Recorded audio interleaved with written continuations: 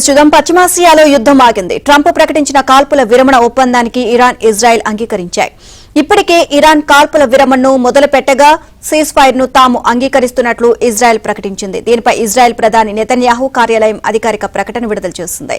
యుద్ధ లక్ష్యాలను సాధించామని, ఇరాన్ నుంచి అణుముప్పు తొలగిపోయిందని నెతన్యాహు పేర్కొన్నారు.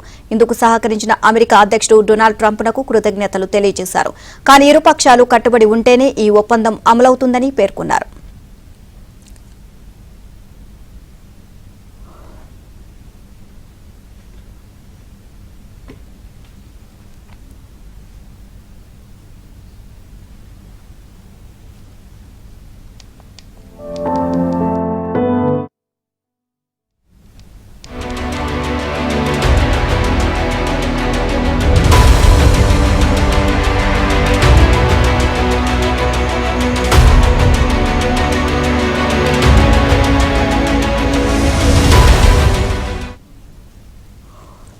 పశ్చిమాసియాలో యుద్ధం ఆగింది. ట్రంప్ ప్రకటించిన కాల్పుల విరమణ ఒప్పందానికి ఇరాన్, ఇజ్రాయెల్ అంగీకరించాయి.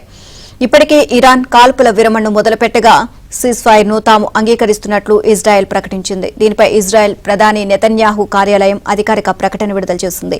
యుద్ధ లక్ష్యాలను సాధించామని, ఇరాన్ నుంచి అణుముప్పు తొలగిపోయింది అని నెతన్యాహు పేర్కొన్నారు. ఇందుకు సహకరించిన అమెరికా అధ్యక్షుడు డొనాల్డ్ ట్రంప్నకు కృతజ్ఞతలు తెలియజేశారు. కానీ ఇరుపక్షాలు కట్టుబడి ఉంటేనే ఈ ఒప్పందం అమలవుతుందని పేర్కొన్నారు.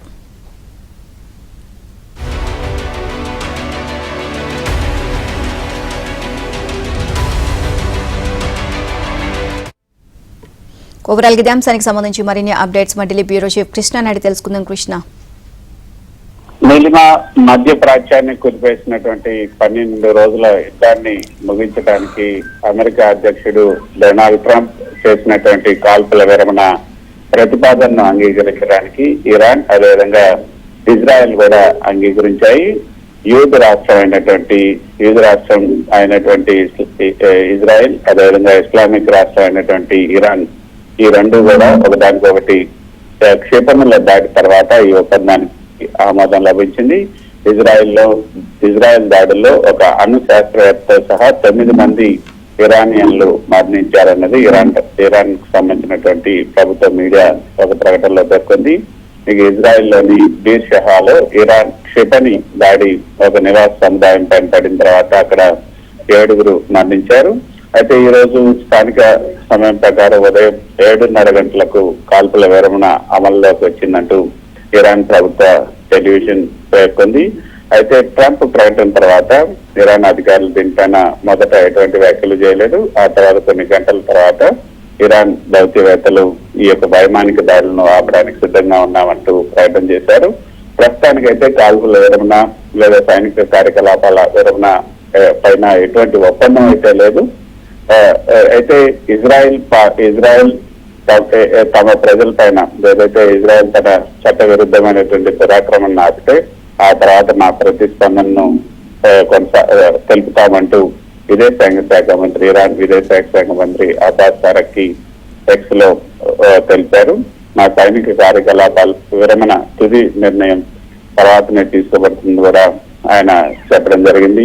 ఖతార్ లో ఉన్నటువంటి అమెరికా సైనిక స్థావరం పైన టెహ్రాన్ ప్రతీకార పరిమిత క్షిపణి దాడి ప్రారంభించిన తర్వాత ట్రంప్ ఈ కాల్పుల విరమణకు ప్రతిపాదనలు వచ్చాయి. మొత్తానికైతే మధ్య ప్రాచ్యంలో గత 12 రోజులుగా జరిగినటువంటి యుద్ధం ఒక ముగింపుకు వచ్చింది. అదేవిధంగా ఇందాక మీరు చెప్పినట్లుగా ఇజ్రాయెల్ నేత నెతన్యాహు కూడా ట్రంప్ కు ధన్యవాదాలు తెలియజేశారు. ఇక పశ్చిమాసియాలో యుద్ధం చల్లారినట్లుగానే కనిపిస్తుంది. అయితే నెతన్యాహు చేసినటువంటి ప్రకటనలో ముఖ్యమైనది ఆపరేషన్ రైజింగ్ లయన్ అన్ని లక్ష్యాలను కూడా ఇజ్రాయెల్ సాధించింది. ఇరాన్ నుంచి పొంచి ఉన్నటువంటి 2 ప్రధానమైనటువంటి అణు ముప్పు, అదేవిధంగా బాలిస్టిక్ క్షిపణుల ముప్పులను తొలగించాం. కాబట్టి ఆపరేషన్ లో భాగంగా టెహ్రాన్ గగనతలాన్ని ఐడియా పూర్తిగా తమ ఆధీనంలోకి తీసుకోగలిగింది. ఆ దేశ మిలిటరీ నాయకత్వాన్ని కూడా తీవ్రంగా దెబ్బకొట్టింది. ఇరాన్ ప్రభుత్వానికి చెందినటువంటి డజన్ల కొద్ది ప్రాంతాలను ధ్వంసం చేసింది. మరో సీనియర్ అణు శాస్త్రవేత్తను కూడా హతమార్చిందంటూ ఆయన తన ప్రకటనలో పేర్కొన్నారు. మరి ఇక మీదట ఇరాన్ ఇజ్రాయెల్ మధ్య ఏం జరుగుతుందని కూడా చూడాలి. మరి గాజా యుద్ధాన్ని కూడా ముగిస్తారా లేదా అన్నది కూడా చూడాలి. గాజాలో జరుగుతున్నటువంటి దాన్ని కూడా ఇజ్రాయెల్ ముగించాలని పలు దేశాలు కూడా డిమాండ్ చేస్తున్న నేపథ్యంలో మరి ఇజ్రాయెల్ ఏ విధంగా నిర్ణయం తీసుకుంటుందని కూడా చూడాల్సి ఉంటుంది. Right, thank you Krishna.